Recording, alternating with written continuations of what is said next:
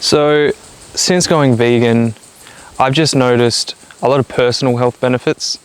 I have more clarity of mind. I have greater endurance, especially when we're going on these hikes. Just feel like I can keep going. But more specifically, why I went vegan was for the animals.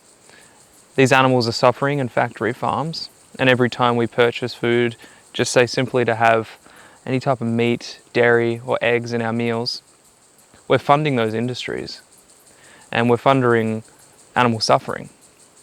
And a third reason would be for the environment. Every time we purchase and fund those factory farms, we're paying for the logging of country, beautiful native country like here in Walpole, to be turned into grazing land. And we've seen a lot of it going from Esperance to Albany and beyond.